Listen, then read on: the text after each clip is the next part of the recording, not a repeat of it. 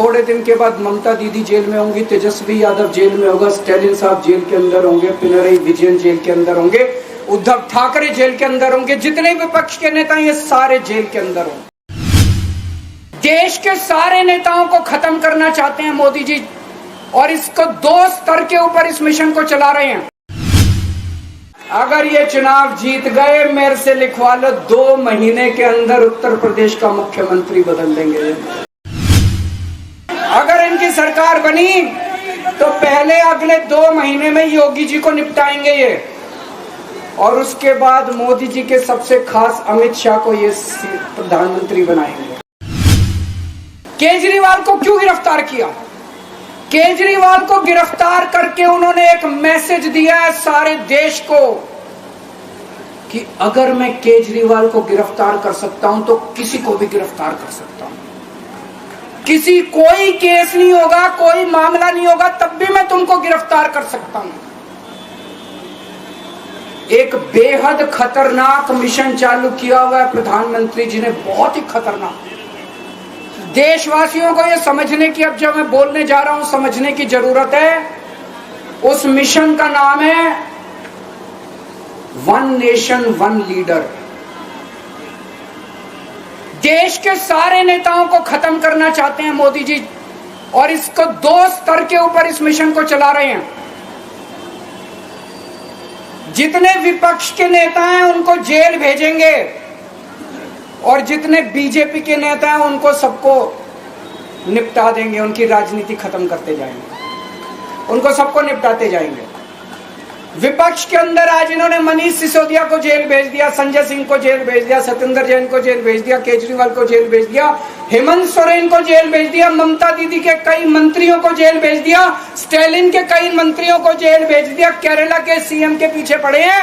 अगर ये चुनाव जीत गए, मेरे से लिखवा लो एफिडेविट के ऊपर, थोड़े दिन के बाद ममता दीदी जेल में होंगी, तेजस्वी यादव जेल में होगा, स्टालिन साहब जेल के अंदर होंगे, पिनरई विजयन जेल के अंदर होंगे, उद्धव ठाकरे जेल के अंदर होंगे, जितने विपक्ष के नेता ये सारे जेल के अंदर होंगे।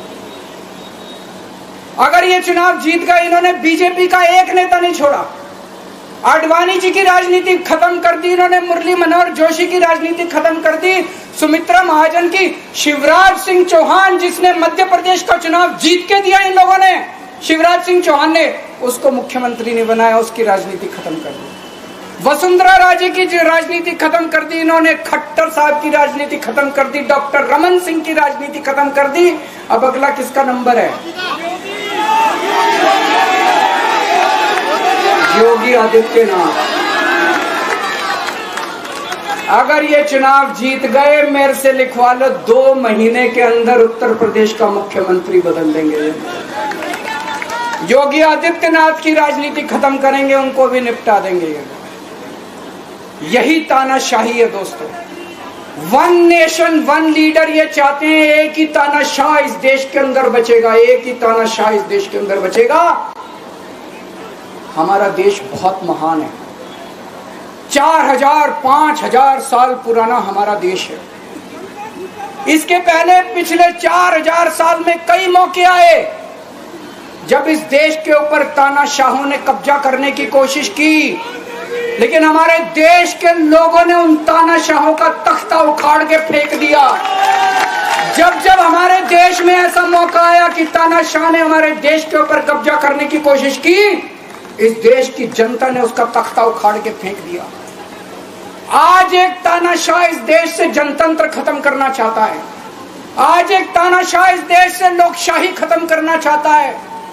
मैं पूरे तन मन धन से लड़ रहा हूं, संघर्ष कर रहा हूं उस तानाशाह के खिलाफ। 140 करोड़ लोगों का साथ चाहता हूं मैं। मेरे अकेले के करने से नहीं होगा।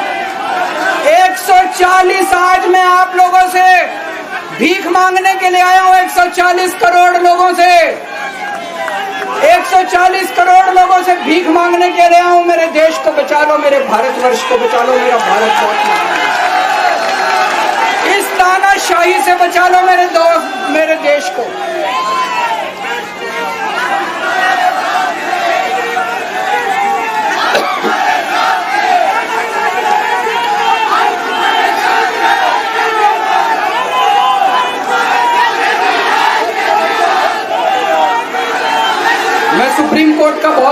शुक्रिया अदा करना चाहता हूं। उन्होंने 21 दिन दिए हैं, एक एक दिन में 24 घंटे हैं।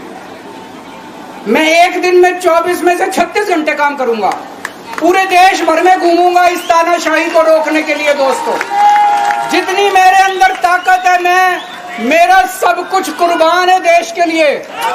मेरा तन मन धन सब कुछ कुर्बान है मेरे देश के लिए। मेरे खून का एक एक कतरा मेरे देश के लिए, मेरे शरीर का एक एक कतरा, मेरी जिंदगी का एक एक पल मेरे देश के लिए। मेरे देश को बचाने के लिए मैं पूरे देश में जाऊंगा। दोस्तों, अब एक बहुत महत्वपूर्ण बात करने जा रहा हूं, उसको ध्यान से सुनना। ये लोग इंडिया गठबंधन से पूछते हैं आपका प्रधानमंत्री कौन होगा। मैं बीजेपी से पूछता हूं आपका प्रधानमंत्री कौन होगा। आप लोग सोच रहे होंगे केजरीवाल क्या बात कर रहा है, मोदी जी होंगे। नहीं, मोदी जी अगले साल 17 सितंबर को 75 साल के हो रहे हैं। बीजेपी के अंदर मोदी जी ने 2014 में मोदी जी ने खुद ने रूल बनाया था कि बीजेपी के अंदर जो भी 75 साल का होगा उसको रिटायर कर दिया जाएगा। सबसे पहले आडवाणी जी को रिटायर किया गया, उसके बाद मुरली मनोहर जोशी जी को रिटायर किया गया, फिर सुमित्रा महाजन को रिटायर किया गया, फिर यशवंत सिन्हा को रिटायर किया गया। अब मोदी जी अगले साल 17 सितंबर को रिटायर होने वाले हैं। तो मैं बीजेपी से पूछना चाहता हूं आपका प्रधानमंत्री का दावेदार कौन है। दोस्तों, अगले साल 17 सितंबर तक अगर इनकी सरकार बनी, तो उस पर भी आऊंगा मैं। अगर इनकी सरकार बनी तो पहले अगले 2 महीने में योगी जी को निपटाएंगे ये, और उसके बाद मोदी जी के सबसे खास अमित शाह को ये प्रधानमंत्री बनाएंगे। तो मैं लोगों को, देश के लोगों को आगाह करना चाहता हूं, मोदी जी अपने लिए वोट नहीं मांग रहे। मोदी जी अमित शाह को प्रधानमंत्री बनाने के लिए वोट मांग रहे हैं। मैं पूछना चाहता हूं मोदी जी से और अमित शाह जी से, ये मोदी की गारंटी पूरी कौन करेगा? क्या अमित शाह मोदी की गारंटी पूरी करेंगे? जब आप अगर जो वैसे तो मेरे को लगता है मैं भी आऊंगा उसके ऊपर, मुझे नहीं लगता इनकी सरकार बन रही है, लेकिन जो बीजेपी को वोट देने जाएं वो ये सोच के जाना कि आप मोदी जी के नाम पे वोट नहीं दे रहे, आप अमित शाह के नाम पे वोट दे रहे हैं।